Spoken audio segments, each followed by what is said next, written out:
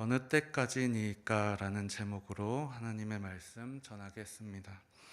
우리 1절과 2절을 읽으신 것처럼 1절과 2절을 이렇게 보시면 어느 때까지니까라는 표현이 4번이나 반복해서 기록된 것을 볼 수가 있습니다. 1절에도 어느 때까지니까 어느 때까지니까 이렇게 2번 나오고 2절에도 어느 때까지니까 어느 때까지니까 이렇게 2번이 더 나온 걸 볼 수가 있습니다. 이런 표현을 한 번만 사용해서 하나님께 기도를 한다고 해도요, 그런 말을 한 사람의 마음이 아주 잘 표현이 될 건데, 이 시인은 이 표현 4번이나 사용합니다. 어느 때까지니까 어느 때까지니까 이렇게 4번. 어떤 경우일까요? 잘은 모르겠지만 혹시 이런 경우일까요? 괴로움이 시작이 되어서 참고 참다가 어느 때까지니까 한번 했다가 그래도 조금 더 참아보다가 어느 때까지니까 했다가 뭐 이렇게 4번을 한 걸까요? 아니면은 한 번에 한 걸까요? 한 번에. 하나님 어느 때까지입니까? 하나님 도대체 어느 때까지입니까? 이렇게 한 걸까요? 뭐 어떻게 했는지는 잘은 모르겠지만요. 어쨌든 이런 표현이 4번이나 나왔다라는 것은 이 시인이 겪고 있는 괴로움이 그만큼 심하다는 것을 잘 알 수가 있습니다. 이 표현이 4번이나 이렇게 쓰면서 자기가 이렇게 기도를 하고 하나님을 찬송한 것은 이 시인의 괴로움이 그만큼 오래되었고 이 시인이 겪고 있는 그 어려움, 근심의 강도가 그만큼 크다라는 것을 잘 보고 잘 가르쳐 줍니다. 여러분은 얼마나 심하게 아니면 얼마나 오랫동안 어려움을 겪어 보셨고 인내해 보셨습니까? 내가 언제까지 이 문제에 대해서 이렇게 어려워야 되나? 언제까지 기다려야 되고 언제까지 참아야 되나? 언제 하나님이 내 마음의 소원대로 이렇게 좀 이루어 주셔야 되나? 언제까지 그렇게 그런 경험을 겪어 보셨습니까? 사실 이 시편의 저자인 다윗은 성경에서 오랫동안 어려운 일을 겪은 사람의 대표 중에 한 명입니다. 다윗이 언제 이스라엘의 왕으로 세워질지 이렇게 기름 부음을 받았냐면 소년 때였습니다. 소년 때. 몇 살 때인지는 정확하게 모르겠습니다. 자기의 제일 윗형 3명이 이제 군대에 가서 복무할 동안 이 소년은 아직 아버지랑 같이 있었을 때였고요. 그래서 정확히 몇 살 때인지는 모르겠지만 아무튼 전쟁에 나가서 싸울 만한 그 나이 때는 아직 안 된 어린 소년일 때 사무엘에게 이렇게 기름 부음을 받았다는 겁니다. 이스라엘의 왕으로 세워질 사람이다 라고 기름 부음을 받았습니다. 근데 다윗이 이스라엘의 왕이 된 것은 한참 후였습니다. 한참 후. 사울로부터 겪게 된 많은 어려움들을 다 인내하고 난 다음에 30살 때 왕위에 올랐습니다. 그러니까 기름 부음을 받고 나서 바로 그날에 아니면은 적어도 늦어도 그 다음 날에 이스라엘의 왕으로 이렇게 세워졌으면 얼마나 좋겠습니까? 근데 다윗은 이스라엘의 왕으로 세워질 것이다 라고 사무엘에게 기름 부음을 받고 난 다음에 한참이나 있다가 30살 때 이스라엘의 유다의 왕이 됩니다. 유다의 왕. 사울이 죽고 난 후에 마침내 왕이 되었단 말입니다. 그러나 왕이 된 다윗은 거기서 끝난 게 아니고 여전히 기다려야 됐습니다. 왜냐하면 그가 왕이 된 것은 오직 어느 지파만을 위한 왕이 된 거냐면 오직 처음에는 유다 지파만을 위한 왕이 되었기 때문이에요. 유다 지파. 사울 왕이 죽고 나서 다윗을 따르던 사람들과 가족들이 이제 다윗을 데리고 헤브론 성으로 갑니다. 예루살렘이 아니고 헤브론 성으로 가서 유다 사람들이 다윗에게 기름을 부어 왕으로 세웠습니다. 그러니까 온 이스라엘의 왕이 된 건 아직 아니에요. 다윗이요. 오직 유다 지파의 왕이 된 겁니다. 그렇게 또 몇 년을 기다렸냐면 7년 6개월을 더 기다려야 됐었습니다. 7년 6개월. 이스라엘의 수도 예루살렘에서 마침내 온 이스라엘의 왕이 되기까지 왕이 됐지만 또 7년 6개월을 또 기다려야 했습니다.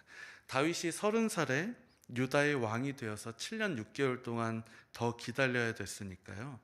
아마도 소년일 때 기름 부음 받고 나서 아마도 한 20년 정도는 하나님께서 약속하신 것을 마침내 그때 누리고 이루게 되었고, 그때 온 이스라엘의 왕이 된 것입니다.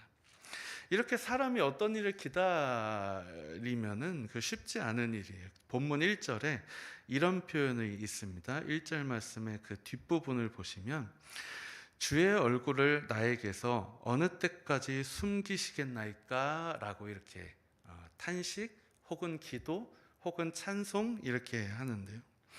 여기에 성경에서요, 하나님이 얼굴을 비추신다, 얼굴을 숨기신다, 이런 표현은 뭐와 관련이 있는 거냐면 그 사람이 하나님의 은혜와 평강을 마침내 받았느냐 아니냐와 관련이 되어 있습니다.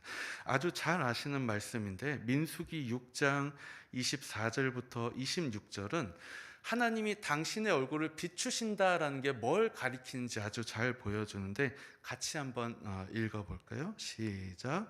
여호와는 내게 복을 주시고 너를 지키시기를 원하며 여호와는 그의 얼굴을 내게 비추사 은혜 베푸시기를 원하며 여호와는 그 얼굴을 내게로 향하여 드사 평강 주시기를 원하노라 할지니라 하라. 아멘. 그래서 하나님께서 누군가에게 얼굴을 이렇게 비추신다라는 것은 그 사람이 마침내 하나님께서 준비해 놓으신 은혜를 입을 것이고, 그 사람이 마침내 하나님께서 주실 평강을 누릴 것이다라는 걸 가리키는 말입니다. 그래서 1절에 하나님 당신의 얼굴을 나한테서 도대체 언제까지 숨기시겠습니까? 라고 하는 거는 아직 자기에게 은혜와 평강이 주어지지 않았고, 아직 자기에게 오랫동안 기다리는 괴로움이 있다라는 것을 잘 보여주는 겁니다. 약속을 기다립니다. 은혜와 평강을 하나님께서 나에게 주시기를 기다리긴 하지만 하나님이 아직 얼굴을 숨기심으로, 아직 나에게 그것이 주어지지 않으므로 어느 때까지입니까? 어느 때까지입니까? 이렇게 4번을 반복해서 간구하는 겁니다. 탄식하며 간구하는 겁니다. 하나님 믿는 사람으로서 이런 상황을 마주하게 되면은 참 마음이 쉽지 않은 것 같습니다. 참 마음이 쉽지 않아요. 은혜가 충만하던 사람이 힘든 일이 지속되어서 은혜 충만하던 모습을 잃어버리면 그 은혜 잃어버린 그 사람도 정말 속이 너무나 괴롭고요. 평소랑 똑같이 신앙생활을 하고 예배 시간 잘 참석하고 봉사도 잘 하는데 은혜와 평강이 마음속에서 잃어버려지면은 일을 하면서도 힘들고 예배 드리면서도 뭔가 막혀 있는 것 같고 막 그런 느낌이 든단 말이에요. 하나님의 그 은혜와 평강은 값없이 주어진 너무 소중한 것, 너무 귀한 것이, 그걸 알기 때문에, 우리 성도는 그걸 알기 때문에 그 맛을 한 번 본 사람은 은혜와 평강을 잃어버린 자기의 모습을 보면 정말 괴로운 거예요. 막 괴로워. 이게 아닌데, 이러면 안 되는데, 이러면서 막 스스로 괴로워한단 말이에요. 자, 2절 말씀도 보시겠습니까? 2절. 나의 영혼이 번민하고 종일토록 마음에 근심하기를 어느 때까지 하오며, 이렇게 시인도 말하지 않습니까? 영혼이 힘들다 그래요. 자기 영혼 나 힘듭니다 이렇게 하는 겁니다. 마음도 근심이 있다 그래요. 나 영혼 힘들고 내 마음 힘들고 나 지금 근심 있습니다. 하나님한테 이렇게 막 탄식을 하는 거죠. 계속되는 고난과 하나님의 은혜 주심의 때를 기다리는 거는요, 성도의 마음을 괴롭게 한다는 거예요. 잠언에도, 잠언 13장 12절에도 이런 말씀이 있어요. 소망이 더디 이루어지면 그것이 마음을 상하게 하거니와, 이런 말이 있습니다. 여러분도 어떤 것을 오래 기다려 본 적이 있으세요? 특별히 저는 어렸을 때 부모님이 뭐 해준다 이럴 때 그거를 기다리는 동안에는 쉽지 않아요. 언제 해주지? 아빠 언제 줄 거야? 엄마 언제 줄 거야? 계속 물어보고 막 기다리다 못해서 막 마음이 힘들기도 하고 막 마음의 소원이 이렇게 더디 이루어지면 그게 사람의 마음을 상하게 한다는 거예요. 이거는 그 사람이 하나님 섬기느냐 안 섬기느냐, 열심히 하느냐 안 하느냐를 떠나서 하나님께서 주시기로 약속한 것을 기다리는데 그게 더디 이루어지면 누구든지 사람의 마음은 상하고 약해지게 되어 있다는 것을 잘 보여줍니다. 이 시인은 얼른 자기에게 하나님의 은혜와 평강이 주어져서 이 기다림의 때가 끝나기를 바라는데, 주는 거는 하나님 마음이니까 언제 주실지도 모릅니다. 그거를 기다리는 동안 이제 금방 안 오니까 이제 마음이 괴롭고 마음이 상하게 되는 거죠. 이 시인은 원수가 자기를 치면서 언제까지 자랑하고 있는 것을, 언제까지 기다리고 있어야 될지 모르는 겁니다. 기다리고 견디는 중에 영혼의 번민이 막 가득하게 됩니다. 가득하게. 하루 종일 마음에 근심이 되는 거고요. 오래 기다리면은, 한 번 더 말씀을 드리지만, 우리 성도가 하나님께서 약속하신 것을 오래 기다리는 동안에는요, 마음이 온전하기란 쉽지 않습니다. 이거를 누가 가장 잘 보여주냐고 저는 생각하냐면, 아브라함이 그거를 가장 잘 보여준다라고 생각을 해요. 아브라함 역시 다윗 못지않게 오랫동안 약속을 기다린 사람입니다. 아브라함이, 하나님께서 아브라함에게 너한테 자녀 있을 거다라고 약속하신 때가 아브라함의 나이 75세였다 그럽니다. 75세. 아들 이삭을 몇 세 때 갔습니까? 아브라함이 100살 때 아들 이삭이 태어나서 드디어 아들을 안게 되는데요, 25년을 기다린 겁니다. 근데 생각해 보면 여러분, 아브라함이 25년만 기다렸겠습니까? 언제부터 기다렸을까요? 아브라함이 그 아들 자식 갖기를. 아마도 결혼하고 나서 결혼하고 나서부터 기다리지 않을까요? 결혼하고 나서부터 아내와 동침을 하고 이제 언제 태어날까 막 그때부터 기다리지 않았을까요? 25년 이상 기다렸을 거예요. 아마도. 그래서 저는 저 나름 하나님의 약속하신 것을 제가 받을 때까지 기다리는 횟수를 25년으로 정해놨습니다. 나름. 아브라함도 25년 기다려서 약속하신 바를 받았는데, 나도 그만큼은 기다릴 수 있어야 되지 않겠냐라는 생각에 나름 25년까지는 기다려보자 라는 거를 나름 이렇게 다짐하고 있어요. 물론 더 기다려야 될 수도 있고, 물론 금방 더 이루어질 수도 있기도 하지만요. 아브라함이 25년을 그렇게 기다렸는데, 기다리는 동안 아브라함이 아무런 흠도 없이 기다렸습니까? 아니면 흠이 있으면서도 믿음으로 기다렸습니까? 뒤에 거 흠이, 기다리면서도 흠 있는 모습 보이고 인내하지 못하는 모습 보이고. 하나님께서 아브라함한테 환상 중에 말씀하실 때 아브라함은 하나님한테 이렇게 말했어요. 나는 자식이 없는데요, 내 상속자는 이 다메섹 사람 엘리에셀일 겁니다. 이렇게 대답을 했어요. 하나님이 막 내가 너한테 약속 이렇게 해주고 이거 줄 거다 하는데요, 내 상속자는 이 다메섹 사람 엘리에셀이 될 겁니다. 이렇게 대답을 하는 겁니다. 여러분, 이게 하나님의 약속을 받은 사람이 할 말이 아닙니다. 할 말이 아니에요. 너한테 아들 줄 거다라는 약속을 받았습니다.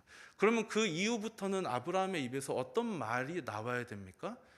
내 상속자는 하나님께서 주실 약속의 아들입니다. 이렇게 대답해야 믿음의 사람 아니겠습니까? 근데 그 약속을 받고 나서도 내 상속자는 이 다메섹 사람 엘리에셀이 될 겁니다. 이렇게 대답을 하는 거예요. 그리고 또 아브라함이 이삭을 갖기 전에 누구를 먼저 아들로 갖죠? 이스마엘을 이제 아들로 먼저 가져요. 아내 사레와 동침해서 낳은 아들이 아니고 사레의 여종 하갈과 동침해서 낳은 아들입니다.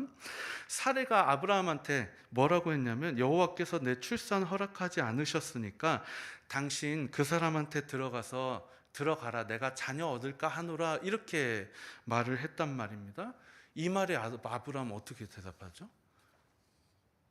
오케이래요. 오케이. 여러분, 약속을 받은 사람이, 아브라함은 약속을 받은 사람인데요, 자기 아내가 자기한테 이런 제안을 하면 아브라함이 뭐라고 대답해야 됩니까? 그래도 하나님이 약속하셨으니까 우리 좀 기다려 봅시다. 이렇게 해야 믿음의 대답 표현 아니겠습니까? 근데요, 내 여종한테 들어가라. 오케이, 바로 이래요. 믿음의 사람 아브라함도 기다리던 중에 이런 모습, 저런 믿음 없는 말, 저런 믿음 없는 행동을 했단 말입니다. 아브라함의 이런 말과 행동은요, 하나님의 은혜를 기다리다가 온전히 기다리지 못하고 중간중간 실수도 하고 자신이 나름 할 수 있는 말과 자신이 나름 취할 수 있는 행동을 취했다라는 걸 가리켜요. 그러니까 믿음이 없는 말을 했을 때도 있고 믿음이 없는 행동을 했을 때가 있다라는 겁니다. 오래 기다리는 사람의 이런 연약함을 시인이 알고 있었던 것 같아요. 3절 말씀 보겠습니다. 시인은 이렇게 기도해요. 3절 같이 읽어보겠습니다. 여호와 내 하나님이여 나를 생각하사 응답하시고 나의 눈을 밝히소서. 두렵건대 내가 사망의 잠을 잘까 하오며. 시인은 오래 기다리고 있는 중에 자신을 하나님께서 생각해 주시고 자신의 간구에 응답해 달라고, 자신의 눈을 밝혀 달라고 하면서 자신의 어떤 모습을 염려하고 있는 거냐면, 자기의 눈이 어두워져서 사망의 잠을 자는 거, 눈이 어두워지는 거, 내가 사망의 잠을 자는 거, 이거 두려워하고 있습니다. 눈이 어둡다라는 것은요, 분별력이 약해진다라는 걸 가리킵니다. 이삭이 눈이 어두워서 잘 보지 못하니까 누구랑 헷갈려서 축복 이렇게 잘못했습니까? 에서랑 야곱 몰라서 이렇게 분별력, 눈도 어둡고 분별력도 약해지니까요. 사무엘 때도 엘리 제사장 눈이 점점 어두워 가서 잘 보지 못하는 그때에라고 이렇게 말을 해요. 그러니까 성경에서 눈이 어두워졌다, 시력이 약해졌다라는 것은 그냥 단순히 육체의 연로함 때문에 시력이 약해졌다라는 것을 넘어 실제로 영적인 분별력도 약해졌다라는 것을 가리키는 말입니다. 그래서 시인이 간절하게 자기의 눈을 밝혀달라고 기도하고 있는 겁니다. 왜 그럴까요? 원수들이 자기들 계속 괴롭히면서 자기의 마음 계속 공격당하는 그때에 내 눈마저 어두워져 버리면 나는 죄에 빠지게 되기 때문이에요. 하나님 앞에 내가 온전히 서지 못할 것을 알기 때문에 하나님, 내 눈 어두워지게 하지 마옵소서, 이렇게 기도를 하는 거죠. 영적 분별력이 약해져서 죄를 지으면 사망의 잠을 자게 되는 겁니다. 사망의 잠. 여러분, 살아있는 사람에게 사망이란 우리의 영혼이 하나님과 멀어지는 것을 뜻합니다. 우리 살아있는 사람에게 우리가 죽었다라고 말할 때 그 표현은 우리의 영혼이 하나님 앞에서 온전히 살아있지 못함을 가리킬 때 하는 말입니다. 그래서 이 시인이 내 눈 어두워지지 않게 하옵소서. 나 지금 비록 힘들고 오래 기다리고 있는데 내 눈 어두워지게 하지 마옵소서. 내가 사망의 잠 자지 말게 하옵소서. 이 표현은 내가 오래 기다리는 중에 그게 비록 힘들더라도 혹시나 내 믿음 없음으로 인해서 죄를 지어 내 영혼이 하나님으로부터 멀어지지 않게 하옵소서라는 간절한 기도입니다. 이런 말이에요. 주님, 제가 지금 오래 번민하고 있거든요. 제가 지금 오랫동안 근심하고 막 영혼의 막 눌림과 스트레스와 힘듦이 있습니다. 주님, 이런 상황에서 내가 영적으로 분별하는 능력 잃지 않게 해주시고, 혹여나 영적으로 분별하는 능력을 잃어서 죄 짓지 않게 하옵소서. 내 영혼이 하나님 앞에서 죽지 않게 하옵소서. 이렇게 기도를 하고 있는 겁니다.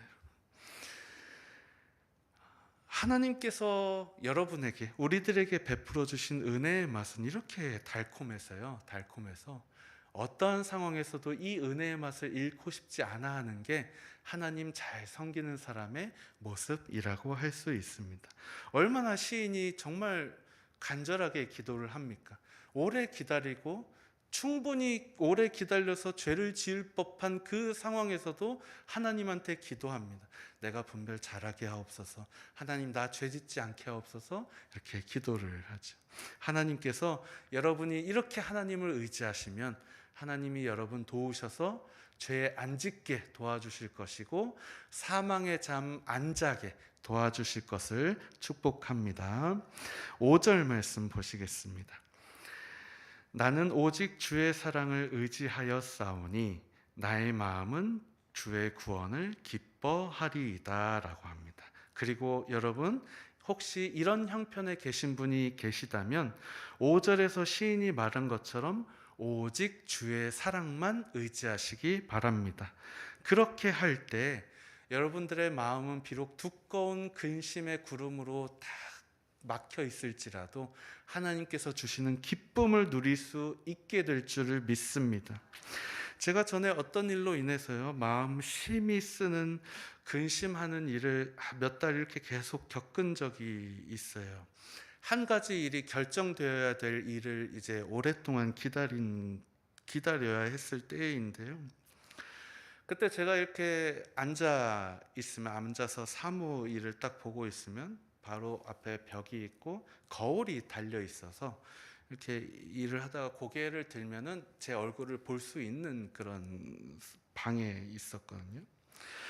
근데 그렇게 몇 달 심하게 근심하면서 일을 하던 중이에요. 문득 이렇게 고개를 들어서 거울을 통해 제 얼굴을 보니까 얼굴이 시커먼 거예요. 시커먼 거예요. 제 피부가 기본적으로는 여러분 하얀 피부고요. 기본적으로는 하얀 피부인데요. 근데 문득 이렇게 거울을 통해서 제 얼굴을 보니까 얼굴이 새카만 거예요. 제가 그런 얼굴을 본 적은 있어요. 누군가가 건강이 진짜 안 좋아서 얼굴이 새카매진 이런 경우는 제가 봤는데 실제로 제 얼굴이 그렇게 된 거는 그때 처음 봤어요. 그래서 조금 깜짝 놀라기도 했어요. 나 어디 아픈가? 라는 생각을 막 혼자 하기도 했고요. 물론 뭐 피곤함이나 여러 가지 있었겠지만 막 여러 달 동안 근심을 하다 보니까 저도 모르는 새 얼굴색이 그렇게 변해 있더라고요. 새카맣게. 그렇게 오래 기다리는 동안에 이 5절 말씀처럼 나는 오직 주의 사랑을 의지하여 싸우니 이 말씀처럼 오직 하나님만을 의지해서 이 상황 한번 돌파해보고자 마음을 먹어봤고요.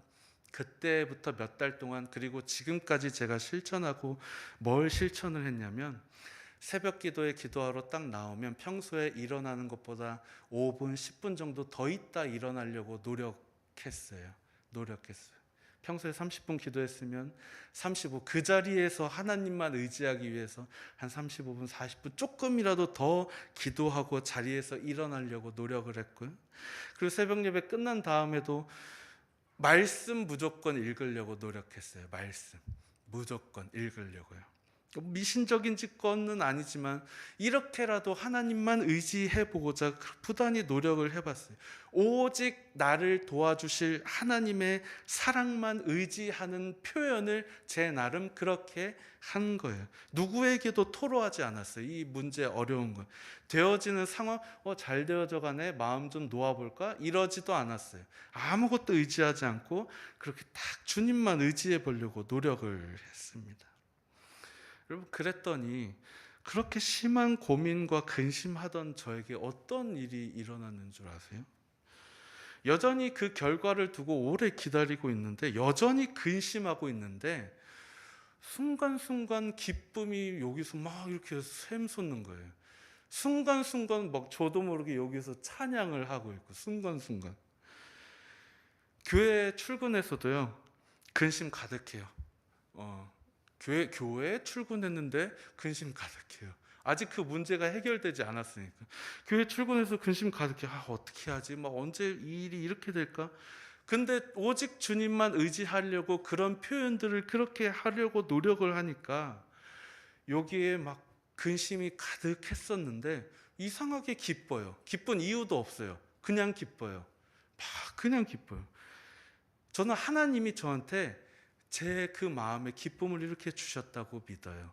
아무런 기쁜 일도 없어요. 똑같아요. 이게 해결되지 않으면 아무리 좋은 일이 일어나도 별로 그렇게 기분이 좋지가 않더라고요. 이게 해결되지 않으니까 조금 큰 돈이 좀 이렇게 생겨도 그렇게 별로 기쁘지도 않고, 뭔가 이렇게 좋은 일이 생겨도 기쁘지도 않은데 하나님이 기쁨을 이렇게 순간순간 막 주시는 거예요. 순간순간 저도 모르게 어떡하지 이러고 있다가 한 5분 있다가 여기서 찬송가에 찬송하고 너무 이상한 거예요. 상황은 달라진 게 없거든요. 근데 기쁜 거예요. 기쁘고 찬송이 나오고. 여러분 5절 말씀 다시 한번 봤으면 좋겠어요. 시인이 그렇게 어느 때까지니까라고 오래 기다리고 근심하는 중에 다시 한번 읽어볼 텐데, 이 시인이 자기가 어떻게 해서 기뻐할 수 있는지 한번 답을 찾아보시기 바랍니다. 5절 말씀 같이 읽습니다. 시작. 나는 오직 주의 사랑을 의지하여 싸우니 나의 마음은 주의 구원을 기뻐하리이다. 시인이 뭘 했더니 기뻐합니다 이렇게 말합니까? 앞에 주의 사랑을, 여기서부터 대답하시면 안 됩니다. 오직 주의 사랑을 의지하여 싸우니, 오직 주의 사랑을 의지했더니 여전히 기다려야 되지만 기쁘다는 거예요. 여전히 기다려야 되지만. 여러분 오직 주의 사랑을 의지하는 것이 제가 말로만 이렇게 하고 금방 넘어가기에 쉽게 생각될 수도 있지만, 사람에게 내 힘든 것 토로하지 않고 되어져가는 상황에 일희일비하지 않고 오직 기도와 말씀 하나님만 의지하는 것이 쉽지 않은 줄을 잘 알고 있습니다. 그런 상황에서 하나님이 나를 여전히 사랑하시지라는 믿음을 갖기가 쉽지 않을 겁니다. 그런 일을 겪어보니까 조금 알겠더라고요, 여러분. 그러나 오랜 근심 중에 여러분 기뻐하시길 원하신다면 오직 주의 사랑을 의지해야 한다는 것을 뭐가 말하고 있습니까?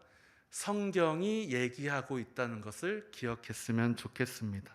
성경이 말하니까 당연히 하면 되는 겁니다, 여러분. 마지막 6절 같이 읽어보겠습니다. 시작. 내가 여호와를 찬송하리니 이는 주께서 내게 은덕을 베푸심이로다. 아멘. 내가 처한 상황 때문에는 찬송할 수 없지만, 내 어두워진 표정으로 인해서는 찬송할 수 없지만, 주께서 나한테 은덕을 베푸시면 나는 그런 상황에서도 주를 찬송할 수가 있는 겁니다. 여러분 힘들고 고된 시간이 오래되더라도 여러분 모두는, 우리 모두는 오직 주의 사랑만을 의지하는 사람들이 되었으면 좋겠습니다. 비록 내가 느끼기에는 오랫동안 하나님께서 나를 잊으신 것 같고 오랫동안 주의 얼굴을 나에게서 숨기신 것 같아 보일지라도, 그래서 나는 여전히 괴로운 상황에 있을지라도 하나님은 여전히 내가 오직 의지해야 될 뿐임을 기억하시기 바랍니다. 그렇게 하실 때, 그런 믿음의 표현을 여러분 나름 하실 때, 새벽에 더 기도하시든 말씀을 더 보시든 더 봉사에 힘쓰시든 무엇을 하시든 간에 그렇게 여러분들의 마음을 각자 하나님 앞에서 표현을 하신다면 여러분들의 입술은 여러분들도 모르게 주를 찬송하게 될 것이고, 여러분들의 마음은 여러분들도 원인을 모르지만 기뻐하게 될 것이고, 이 모든 일이 주께서 은덕을 베푸신다면 우리들에게 일어나게 될 줄을 축복합니다.